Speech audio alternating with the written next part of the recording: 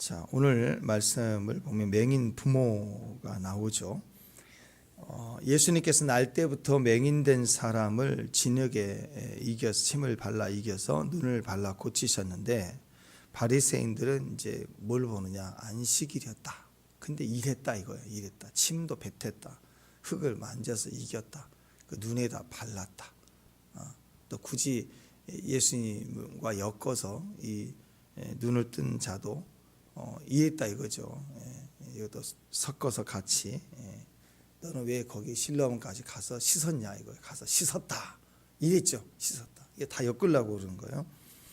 이 과정에서 이제 맹인이었으니까 진짜 이 사람 맹인이었나 날 때부터 맹인이었느냐 이걸 확인하기 위해서 그 부모를 불렀습니다. 그래서 어떻게 보게 되는지 말하라 그랬더니 맹인 부모는 말을 못해요. 그래서 그냥 이렇게만 적당히 얘기를 합니다. 누가 눈을 뜨게 했는지 우리는 알지 못합니다. 왜 몰라요? 세상 그 주변 사람 다 아는데 이 바리새인들도 아는데 바리새인들도 그 얘기를 들어서 예수가 고쳤다는 거 알았잖아요. 알았으니까 이제 묶어서 이단 정지하려고 출교하려고 이제 이렇게 만들어 놓고 물어보는 건데 부모도 들어서 왜 몰라? 제일 먼저 가서 부모한테 얘기를 했겠죠. 그리고 부모의 반응은 감사했겠죠. 자기 아들이니까. 그랬는데 막상 불려 나가니까 딴소리를 해요. 저는 모르겠나이다. 그리스도입니다. 라고 얘기를 못합니다. 왜냐? 바리새인들이 이미 예수님이 메시아인 걸 알았어요. 알았다고. 예수님이 이제 그동안에 계속 2년 반 넘어가면서 계속 말씀하실 때 세례 요한부터 시작해서 시작부터 해서 내가 그리스도다. 수도 없이 얘기를 했고 그리스도라고 하니까 분노했고 메시아라고 하니까 화가 났고 저도 옛날에 그런 경우가 있었어요. 어느 교회 이름이 메시아 교회예요. 흔하지 않죠. 그리스도 교회. 몰랐을 때는 메시아 교회니까 좀 이상한 교회 아닌가 이런 생각이 들었다고. 이름이 메시아 교회니까 그때는 교회 차들이 봉고차 있으니까 메시아 교회 느낌이 있다. 메시아 뭐야? 나중에 이제 신학하면서 보니까 메시아가 구약에서는 메시아고 신약에서는 그리스도로 번역을 그리스도 교회. 그건 많이 또 있어요. 그리스도 교회라고.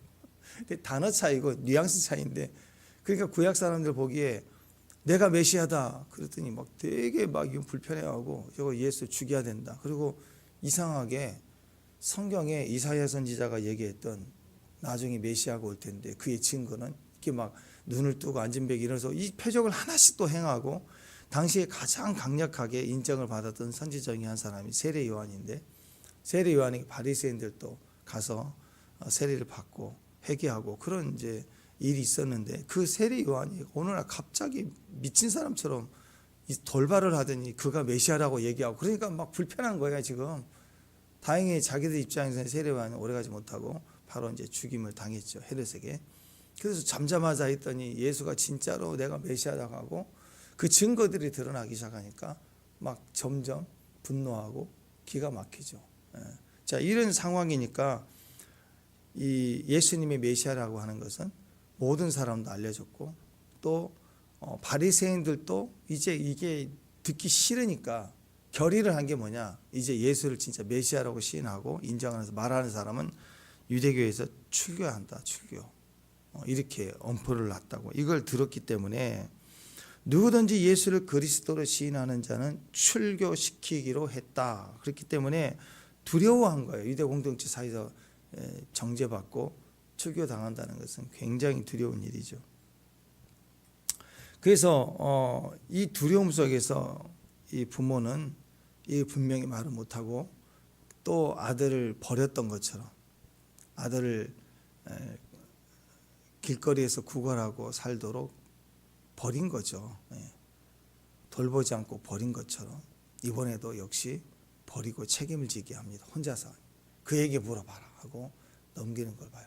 자, 그래서 우리는 분명히 예수가 그리스도인 걸 알고 또 심지어 우리는 교회를 다니고 주님이라고 믿고 신앙생활을 하면서도 우리의 생계 속에 위협이 오면 우리는 대부분 타협하고 이렇게 머뭇거릴 수도 있다라는 겁니다. 그렇지 않겠어요?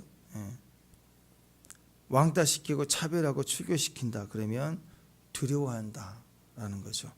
분명히 이게 진짜인 줄 아는데 두려움 때문에 입 다물고 중립을 지키고 진리를 외면한다. 그런 겁니다.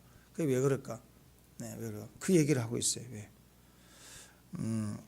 직장에서도 뭐 이렇게 뭔가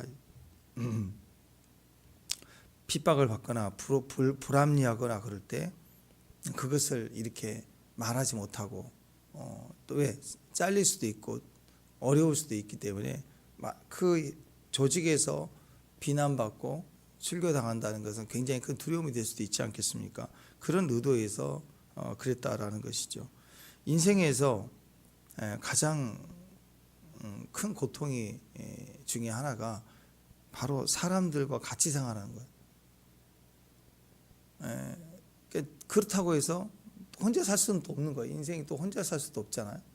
근데 같이 살면 여러 가지 이 사회관계 속에서 힘들고 어렵고 그리고 그 사회에서 이익이 강한 그런 힘의 기준이 생기면 거기에 굴복을 하게 되는 게 사람의 모습이죠.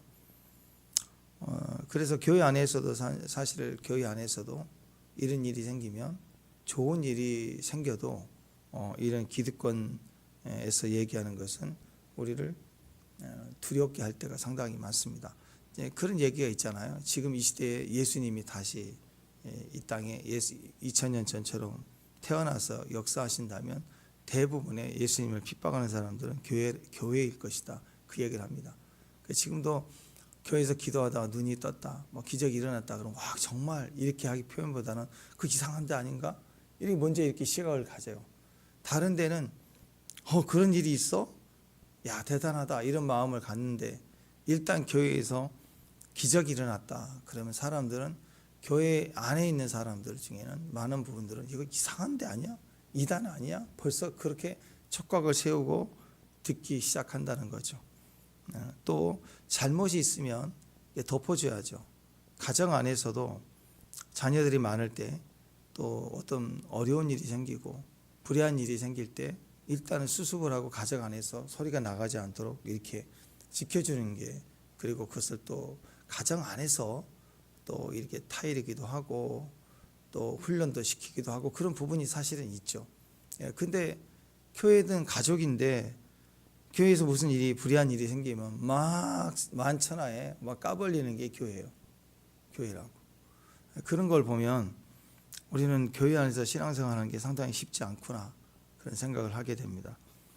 또 긍정적으로 본다고 할지라도 수련회나 선교회나 또 선교 어떻게 모임이나 또 선교제를 가거나 이렇게 같이 움직일 때 보면 사실 그 관계 속에서 내가 다 드러나거든요. 내 모습이, 내 생각이, 내 판단이, 내 말투가.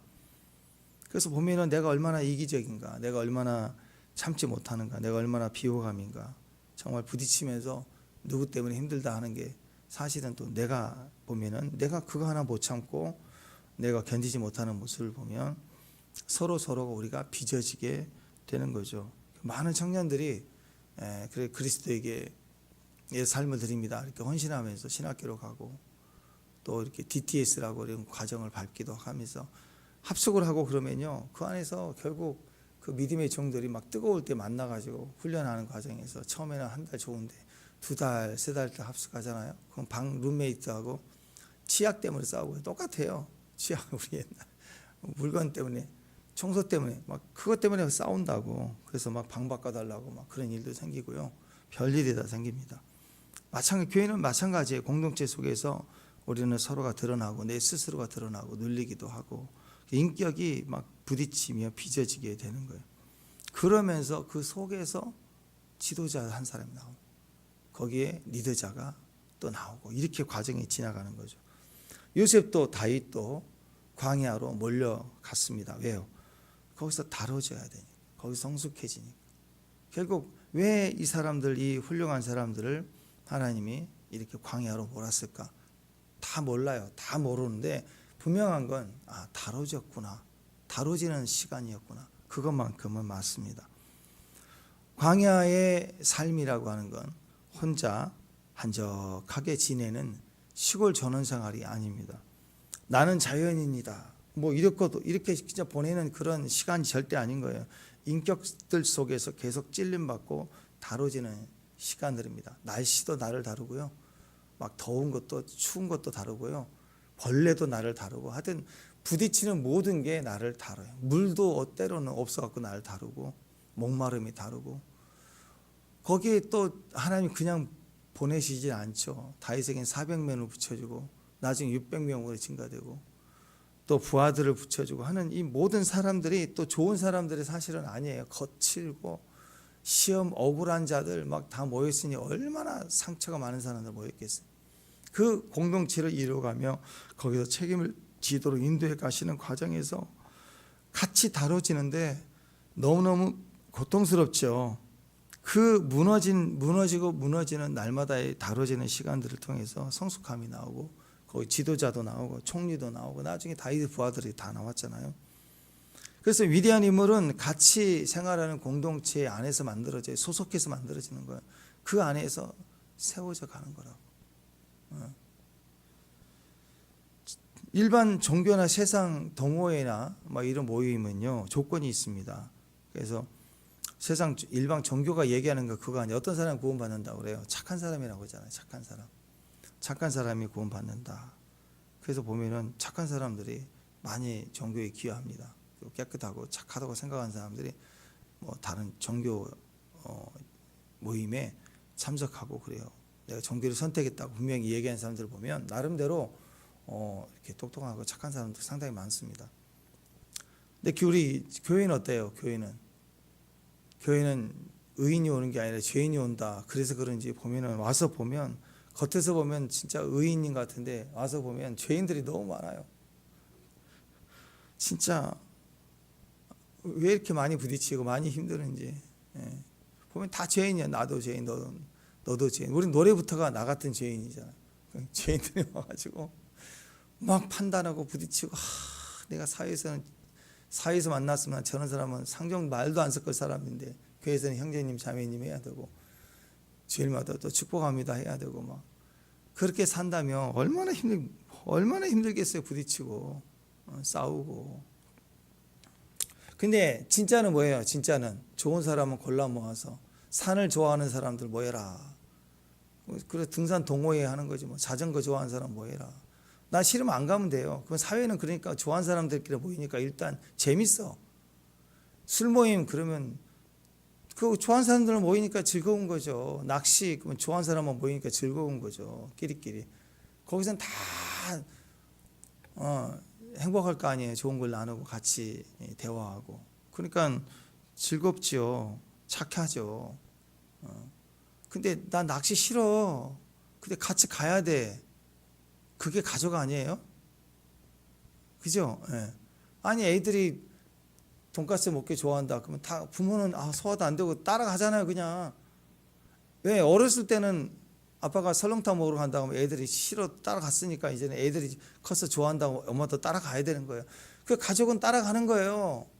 그러니까 부딪히는 거라고 맨날 먹는 걸로 부딪히고 입는 걸로 부딪히고. 가족이에요. 가족. 진짜 가족은 부딪힌다고. 학교도 그렇잖아요. 진짜 좋은 학교. 우리가 지금 헷갈리고 있는데 우리나라의 명문고, 사립고 전부 뭐예요? 좋은 사람들, 돈 있는 사람만 모아놓고 똑똑한 사람만 모아놓고 입학하기 어렵고 상위 뭐 10% 안에 시험 봐서 들어가야 되고 막 이렇게 하니까 명문고라고 얘기하는데 사실 보세요. 진짜 명문고는 뭐예요? 열등생들을 모아놨는데 한 1년 지나니까 다 우등생이 됐다. 그런 학교가 진짜 아니에요? 진짜?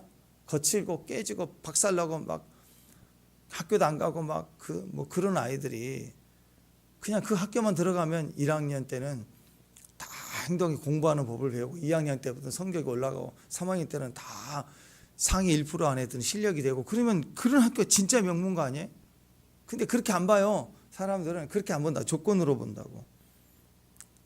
다윗을 찾아왔던 다윗과 함께했던 아둘람 군의 사람들, 아둘람 굴 속에 모인 사람들 진짜 세상에 열등생, 자기 생계도 안 되고 핍박받고 억울하고 빚진 자, 성경에서 환난당한 자, 빚진 자, 원통한 자들이래요. 보통 사람들이 아니에요. 세상으로 말하면 정과가 많아요. 엄청 환난당하고 건들기만 해봐 폭탄인 사람들, 이런 사람들이 다윗을 찾아왔다고. 대부분이 망한 사람들, 어려움 당함 중에 있는 사람, 현실 적응이 안 되는 사람, 이게 뭐였다고. 예수님 만나서 회복된 사람들은 대부분 부정하다고 정죄받은 사람들 아니에요? 다 그러지 않습니까? 그러니까 불편한 거죠. 부정하고 내쳤던 사람들이 믿음의 수준이 자기와 같아지니까 바리새인들이 싫어하는 거예요. 그러잖아요. 나는 상위 1% 안에만, 상위 1% 가족들, 가족 문화 속에 자라와서 나는 지금 우등생이 됐는데 갑자기 세상에 바닥 같은 사람들이, 열등생, 공부도 안 하는 사람, 불황자, 문제야, 이런 아이들이 어느 학원에 가든지 갑자기 수준이, 성적이 나하고 똑같았다 그러면 화나지 않겠어요? 두려워하지 않겠어요? 네. 여러분, 교회이기 때문에 그렇습니다. 부딪혔기 때문에 다듬어진 거예요. 다듬어졌기 때문에 인격이 나와서, 그래서 점점점 성숙해져 갔습니다. 교회가 그렇고 가족이 그래요. 그러니까 우리가 온전해지는 방법은 없어요. 모이는 것밖에 없어요. 모이는 거. 낚시 가자고 하면 낚시 가고, 또 밥 먹자고 하면 짜장면 싫어도 먹으러 가고, 나는 소화가 잘 안 돼. 밀가루 안 돼. 밀가루 안 된대. 밀가루. 그럼 밀가루 먹으러 가야지.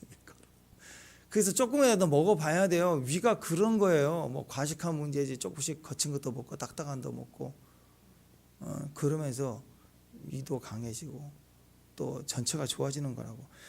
우린 부딪히면서 가는 거라고. 끊임없이 부딪히면서. 내가 안전한 곳, 편한 곳, 뭐 그런 자연인이다 이죠. 뭐 산속에서 혼자 지내야죠. 그러면 무슨 교회가 필요합니까? 교회는요, 모이는 겁니다. 가정은 일단 모여야 돼요. 가정은 자주 모여야 되는 거예요. 어떻게 해서든지 모여야 되는 겁니다. 그래서 우리에게 필요한 건 믿음이죠. 믿음. 세상에서는 용기 뭐 그런 얘기를 해요. 근데 우리는 이제 믿음입니다. 우리 잘 알죠. 용기 있는 자만이 미인을 얻는다. 뭐 그런 말도 있잖아요. 세상 말로. 세상에서는요, 사랑한다고 하면서 마음만 갖고 있어. 표현도 못해. 누구 옛날에 송창식 그 노래 보면 뭐 말을 해도 좋을까, 사랑한다고 막 별 노래를 하잖아요. 망설이고 있어. 근데 옆집 철수가 먼저 고백을 해가지고 그걸로 사귄다네. 그럼 그 다음부터 철수하고 나하고 원수가 되는 거예요. 철수는 갑자기 왜 네 친구가 나하고 원수야? 갑자기 날 미워해. 사랑에 빠졌는데. 알고 보니까 말 못한 나 때문이지 뭐 철수가 문제예요? 세상 그렇잖아요. 우리도 갑돌이와 갑순이가 한 마을에 살았더래요. 둘이는 서로를 사랑했더래요. 둘이는 마음뿐이래요. 겉으로는 모르는 척 했더래요. 아니 그게 무슨 사랑? 그러다가 갑돌이 시집 가버리고, 아니 갑순이 시집 가버리고 막 그러면 얼마나 마음 애리고 아프잖아. 세상도 오직하면 말하라, 고백하라 얘기하잖아요. 사랑도 그러는데 용기를 가져라 그 얘기 아닙니까? 도전하라. 근데 우리는 도전의 영역을 훨씬 넘어서야 되죠. 용기가 아니라 믿음이에요. 믿음. 왜 믿음으로 살지 못할까? 근데 적어도 이 아돌람 군의 다윗을 쫓아와서 함께 살아가는 이 사람들, 문제투성이었지만 함께 살면서 서로가 십자가를 경험하는 거예요. 내가 깎여나가는 게 광야거든요. 내가 드러나고 부딪히고 서로 싸우려고 하고, 심지어는 자기를 돌봐주고 책임져줄 다윗을 막 돌로 쳐 죽이려고까지 하고 막 난리. 그러면서 거기서부터 서로 공동체가 돼가고 서로 꺾이고 그러잖아요. 그 다윗의 이야기를 보면 무슨 가족 얘기하는 것 같아. 그잖아요. 가족 안에서도 막 아버지를 막 욕하고, 자기 아버지 나한테 뭐 해줬어 막 이러고 막 그놈아 이놈의 자식아 나가라 막 그러고 막 죽인다, 족보를 뺀다 막 난리치고 막 술 먹고 막 난리치고, 그러다 그 다음날 되면 또 고기를 먹으러 가자 그럼 또 따라가고 막 그러잖아요. 다윗도 막 시글락에서 쳐 죽이려고 막 울고 불고 난리를 치는데 다윗은 또 거기에 막 내가 너희들을 걷어준대 막 이러지 않잖아요. 그때 하나님께 딱 물어보고는 제가 잡겠습니까? 못 잡겠습니까? 미치리니까 미친다. 그랬더니 가자. 그러니까 또 다 따라와요. 또 그래 보세요. 그게 가족 이야기예요. 부딪히고 싸우고 억울하다 울고 왜 이러냐 난리를 피우고 안 나오고 숨고 가출하고 그래도 쫓아가고 그러는 거라고. 그런 과정에서 믿음이 생기죠. 믿음은 십자가를 통과해서 내가 다뤄진 만큼 믿음이 생겨요. 믿어진다고. 이 맹인 부모의 모습 속에 우리는 세상에 압박이 오면 그 두려움을 부딪혀가고 믿음을 증거할, 그리스도를 증거할 믿음이 약한 거예요. 믿음은 강한 믿음이 있고 큰 믿음도 있지만 약한 믿음이 있죠. 믿음이 또 실족할 때도 있어요. 순간. 그러니까 여기서 우리가 문제는 나쁜 놈이다, 그게 아니라 믿음의 문제예요. 믿음의 문제. 왜 그럴까? 다뤄지지 않아서. 사실 이 아들은 맹인이었지만 수도 없이 수치를 당했기 때문에, 다뤄졌기 때문에 그나마 더러운 침으로 흙을 이겨 발라서 또 실로암까지 사람들 앞에 조롱당하면서 지나가야 되는 것이, 그게 그렇게 어렵지 않아요. 왜? 그렇게 살아왔어. 길거리에 있었기 때문에. 그러니까 내가 옳다고 생각하면, 주님을 믿는다 생각하면 꾸준히 그걸 도전해 가야 될 힘도 있었다고. 그래봤자 원래는 나는 맹인이었는데. 그러니까 다뤄진 시간만큼, 거칠어진 만큼 그래도 믿음이 들어오니까 믿음을 딱 붙잡고 유지할 힘이 있었다고. 근데 그릇이 없으면요, 부어졌다가 금방 날아가 버려요. 잡지를 못하는 거예요. 그러면 교회 와서는 막 믿음이 있습니다, 믿습니다, 막 은혜가 있고, 나가는 순간 드라이 해버려요. 싹 날아가 버려요. 휘발유처럼. 그러면 또 믿음 없이 생활하고. 우리가 초보 때는 다 그렇게 생활해요. 그러다가 믿음이 확 은혜가 들어오고 성령이 들어오고 하면서 이제 붙잡게 되죠. 붙잡게 되면서부터 달라지는 거예요. 그러니까 환경을 통해서 내가 믿나이다 기뻐하는데, 역사가 된 걸 기뻐하다가 환경의 압박이 오면 쑥 부딪혀 나갈 믿음이 없는 거예요. 그러니까 녹아버리죠. 과정 속에 우리가 다뤄지고 공동체 속에서 우리가 시험도 당하고 실족도 하고 무너지는 과정을 통해서 내가 다뤄지잖아요. 그러면 그만큼 내가 더 믿어지게 됩니다. 믿음이 더 들어오게 되는 거예요. 심겨지게 되는 거예요. 봄이 돼서 이제 씨앗을 우리가 뿌릴 때는 땅을 막 갈아엎잖아요. 막 뒤집어 놓잖아요. 아마 지금 이 시즌이 그럴 것 같아요. 지금 시골 이렇게 지나가다 보면 이제 가지도 겨울에 끝날 때쯤 가지 치고, 그 다음에 저번 주에 보니까 흙덩어리 막 부대 그 비료 덩어리 막 밭에다 뿌려놨더라고, 던져놨더라고. 왜? 지금 뿌려놓거든요. 그 다음에 이제 지금 정도 가면 이제 트럭대가 이렇게 막 밭을 막 갈아요. 뒤집어 엎는 걸 볼 거예요. 그 다음에 또 한 달 정도 지나서 봄에 이제 씨앗을 뿌리죠. 갈아엎어야 돼요. 뒤집어나 버려야 돼요. 막 지나가서 흙을 뒤집어 엎어야 된다고. 그래야 깊이 심겨지니까. 딱딱한 채로 두면 안 되는 거죠. 십자가라고 하는 게 그겁니다. 그냥 내가 죽은 게 아니라 십자가에서 죽는 거예요. 광야가 십자가죠. 거기서 내가 부인되고 내가 꺾여 나가고 내가 갈아져 가는 거, 엎어지는 거, 갈아엎어지는 거. 죽으면 죽으리라는 하루하루의 과정. 그런 과정에서 이기게 되는 겁니다. 그러니까 우리가 교회를 다닌다고 하면서 계속 타협하고 두려워하고 피하고 중립을 지키고 지혜롭게 신앙생활을 하면요, 신앙이 하나도 안 자라요. 하나도 안 자라요. 내 할 거 다 하고 기본만 지키고 교회를 다니면 10년 다니면요, 한 2달, 3달 다닌 사람보다도 신앙이 안 자라요. 신앙은요, 소속이에요. 무조건 자리 지키는 거예요. 몸으로 익히는 거예요. 그래서 헌신입니다. 신앙은 몸으로 익히는 것이 기도나 예배나 또 이런 어떤 의식이나 행위로 절대로 안 자라요. 그냥 예배는 드리는 걸 끝이에요. 근데 자라야 되잖아요. 자라기 위해서는 헌신입니다. 몸으로 신앙을 익히는 거예요. 몸으로 하는 거예요. 기도하고 글 쓰고. 신앙 하나도 잘하지 않아요. 부딪히지 않고 기도만 해. 어디 가서 우리 교회가 기도의 집이래. 절대 안 자라요. 신앙은 성도와 성도가 안에 함께 예배를 드리고 움직일 때 자라기 시작해요. 정말 신앙은 기도하는 거, 예배하는 거고 뭐 그런 것만 하면, 예수님이 제자를 불러서 하루 종일 기도만 했죠. 왜 부딪히면서 막 먹는 거 사오라고 그러면서 설명을 또 해주고 계속 왜 그랬을까요? 계속 큐티를 했을까요? 신앙이니까. 신앙은 가족은 몸으로 하는 거예요. 가족인데 정신적으로만 마음만 가지고 있어요. 가족이다. 그게 무슨 가족이에요? 가족은 부딪히고 매일 만나고 같이 밥 먹고 같이 라면이라도 끓여 먹고 같이 웃고 같이 울고 그게 가족이지. 같이 있어야 돼. 같이 있지 않으면 가족이 아닌 거예요. 같이 있어야 돼요. 그래서 절박한 상황에서 하나님을 만난 백성들은 항상 하나님을 볼 수 있잖아요. 왜 그렇게 가능하죠? 왜? 그건 다뤄졌기 때문에, 그리고 십자가를 통과했기 때문에 거기서 영광을 본 거예요. 영광을 보니까 오직 절박한 상황에서도 하나님을 볼 수 있는 거예요. 그 제자들도 그 신앙이 되지 않은, 십자가 아니었기 때문에 예수님 붙잡혀서 십자가에 죽기 전까지 제자들은 그 심각한 상황에서 전부 네가 오른팔 왼팔 막 이런 얘기 했잖아요.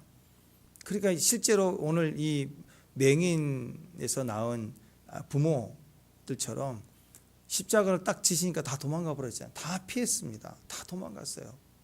근데 그 십자가를 통해서 예수님을 부인하고 정죄했던 제자들이 예수님 실제로 부활해서 찾아오셔서 다시 만나주시고, 그리고 십자가를 통과해서 부활한 주님을 만나니까 불과 며칠 만에 성령을 받고 나서 어떻게 바뀌었습니까?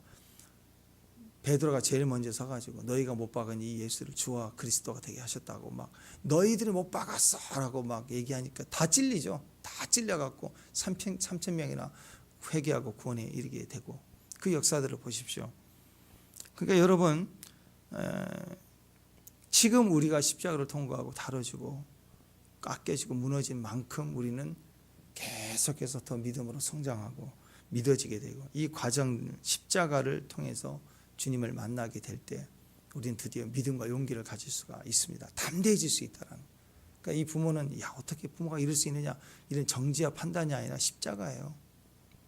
지금 보니까 부산 포도원교회 김문호 목사님 사건 때문에 막 난리가 나고, 뭐 이번에 교회 사임했다고 하는데, 막 다 보니까 여기 저기 그냥 교회 밖이 아니라 교회 안에서 난리예요. 처음에는 보도가 뭐 세상 매스컴에서 했던 것 같아요. 세상에 교회가 이런 목사가 있다라고. 그랬더니 그 다음부터 지금 유튜버들 뭐 웬만한 마이크 드는 사람들은 다 얘기하더만, 다 난리를 쳤어요. 막 난리를. 보니까 저는 그래요. 그걸 통해서 저 나쁜 사람 그럴 게 아니라 우리 아니에요. 우리. 저는 그 사건을 며칠 전에 딱 접할 때 딱 드는 게, 목사님, 이 목사님 쉬셔야 되겠구나. 많이 마음이 아프구나. 그런 생각이 들었어요. 너무 많이 고통스러웠구나. 지금 엄청 막 쌍욕했다고 난리 쳤잖아요. 근데 이분이 이단 아니에요. 근데 막 여기저기 막 아주 마녀 사냥을 하더라고요. 막 난리. 어젠가는 뉴스에 나온 게 또 이분이 또 뇌 수술을 또 해갖고 그 후유증으로 조절이 안 되는 거 아니냐, 뭐 이런 얘기도 좀 나오긴 하더라고요. 어쨌든 사람들은요, 그 상처의 문제, 상황의 문제 해결하지 못하고 짊어지고 가면 다 누구나 다 아파요. 우리도 마찬가지. 들통나죠. 걸리지 않아서 그렇지. 사람은 다 그렇게 살아요. 의로워요 우리가? 그럼 그 정지하시는 분들은 막 굉장히 의로울까요? 저는 그렇게 생각하지 않아요. 어떤 부분은 욕하고 그런 건 안 했겠지만 다른 부분에 있어서는 이렇게 그리스도를 인정하고 또 이렇게 짊어져야 될 때는 피할 수 있는, 어떻게 보면 우리 코로나 시대에 어떤 교회는 제일 먼저 그랬다고, 교회가 막 코로나 나온다고 막 난리치고 막 매스컴 올릴 때 우리 노예 교회 선일교회라고 거기 떠갖고요, 거기 확진자 났다고 그 교회 난리 났어요. 막 뒤집어져 갖고. 다행히 그 목사님이 그 구청에 그 여러 가지 활동들을 많이 하시고 해서 매스컴까지는 한 번인가 하고 말았어요. 다 거기서 어떻게 마모가 됐는데 교회가 난리가 났어요. 막 쫓아오고 막 여론이. 안 그랬으면 대한민국 뭐 1호 해갖고 난리 났을 거야 아마 그 교회가. 그때도 보십시오. 사람들이 교회를 다 그렇게 몰아갈 때, 심지어 교회에서 난리를 칠 때 어떤 교회들은 싸웠다고. 마음 아픈 건 어떤 교회들은 금요일 날 5명밖에 안 나오는 철야 예배인데 경찰이 누가 신고했는데 경찰에 와가지고 강단을 신발 신고 올라와서 하지 말라고 그랬다고 막 그런 보도를 해서 교체계 목사님이 이건 숫자도 안 되지만 5명 이하니까 숫자가 안 되죠. 근데도 막 조사한다고 예배 중에 와서 강단 올라가고 그런 얘기를 들을 때 그 목사님이 억울하면 누구도 안 도와주더라. 교단의 얘기도 안 도와주더라.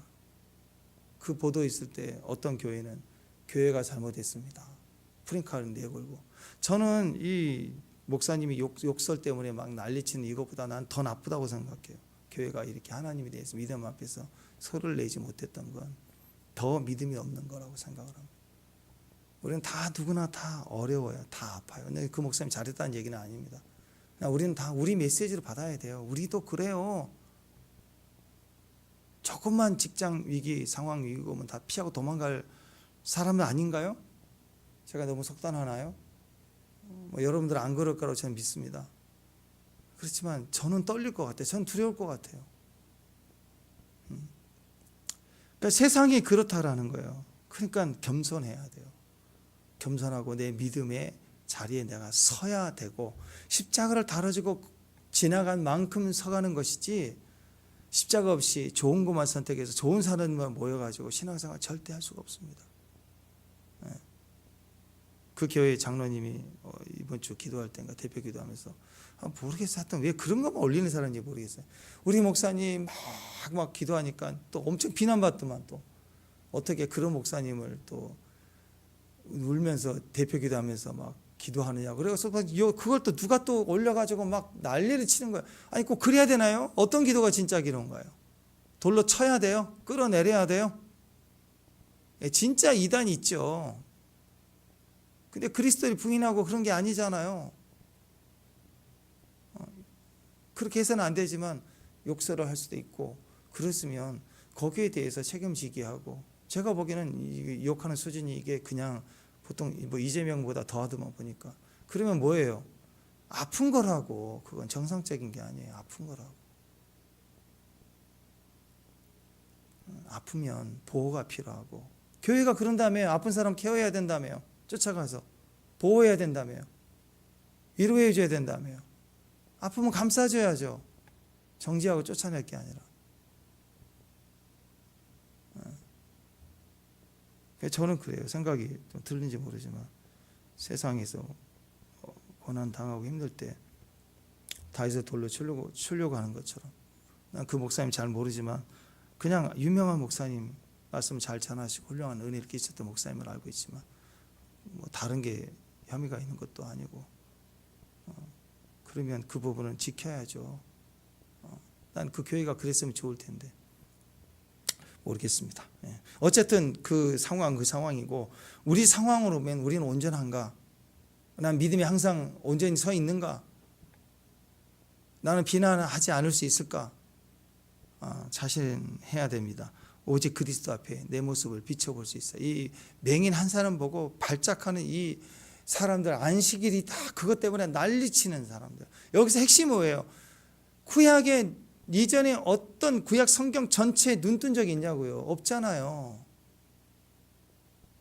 그 일을 주님이 행하셨어요. 그리고 메시아가 행한다고 그랬는데 실제로 일어났어요. 그리고 이런 일이 보통 일입니까? 얼마나 귀한 일입니까? 축하해주고 축복해줘도 부족할 상황인데 막 정죄하고 막 부모 끌어다가 재판하려고 하고 협박하고 이게 우리의 모습이라면 참 부끄럽다는 거죠. 믿는 사람들이 이러면 부끄럽다는 거죠. 여러분 그리스도 안에서 우리는 다 똑같아요. 다 어려워. 거기서 내가 알고 있는 선에서만큼은 적어도 이 부모처럼 자기 아들이고 알잖아. 아는 거에 대해서 내 아들 맞다. 뭐 이렇게까지 잘했는데 그 아들을 통해서 들은 기적을 증거는 해야죠. 출교를 당할 때 이게 맞지 않느냐라고 얘기는 해야 되잖아요. 근데 그건 못하는 거예요. 우리는 이렇게 기적이 일어나고 우리 안에 삶의 변화가 일어나는 것에 대해서 먼저는 주님께 기뻐해야 됩니다. 우리 이웃이 우리 자녀가 치유가 되는 것에 대해서도 기뻐해야 됩니다. 두 번째, 거기에 대한 사명의 책임이 있어요. 그래도 사명의 짐을 짊어져야 돼요. 여러분과 여러분의 가족이나 우리 교회의 가족이잖아요. 우리 안에 어떤 기적이 일어나면 그 기적에 대한 사명을, 그리스도를 증거할 수 있는 사명이, 책임이 있어요. 우리는. 그래서 우리 교회에 기적이 일어났으면 좋겠어요. 아멘. 네. 그래서 우리 안에서 회복과 치유가 일어날 뿐만 아니라 우리 형제니까 우리에게 일어난 일들을 내가 2단 3단 소리 들어도 아니 우리가 그리스도 부인한 적이 없잖아요. 그리스도를 믿잖아요. 성삼위 하나님 믿잖아요. 그 믿음과 더불어 일어난 사건에 대해서 분명히 얘기할 수 있는 거예요. 그게 우리 안에 믿음 아닌가요? 네. 저는 오늘 이번 주에 또 이번 달에 또 올해 3월 시작입니다. 꽃향기가 들어오듯이 막 생기가 들어와서 가정 안에서 막 주님의 부담이 커지고, 할렐루야. 가정에 들어가면 임재가 충만하고 그 우리 안에 증거와 회복이 있고, 더 나아가 그것에 대해서 막 내가 자랑할 수 있는, 찬양하고 자랑할 수 있는, 주님을 주님이라고 얘기하는, 홍길동이를 지워버리는, 아버지를 아버지라 말하지 못하는 그 아픔을 가정에서 지워버리고 우리 아버지, 우리 아들, 우리 남편, 우리 아내 이렇게 인정하고 축복하고 또 증언할 수 있는 믿음의 종들 되시기를 주님의 이름으로 축원합니다. 기도하겠습니다. 하나님, 우리에게 보여주시고 또 우리에게 감당하게 하신 우리의 가정과 교회와 우리의 일터 위에서 오늘 주님의 기적을 보기를 원합니다. 그리고 그러한 주님의 역사에 대해서도 끝까지 진리를 말할 수 있는 믿음의 종들 될 수 있도록, 또 믿음의 삶의 승리의 삶이 되도록 주여 오늘 또 성령으로 확증시켜지고, 오늘 부딪혀가는 십자가의 과정도 믿음으로 다 부딪혀 나갈 수 있는 승리하는 종들, 믿음의 종들 될 수 있도록 도와주옵소서. 예수님 이름으로 기도합니다.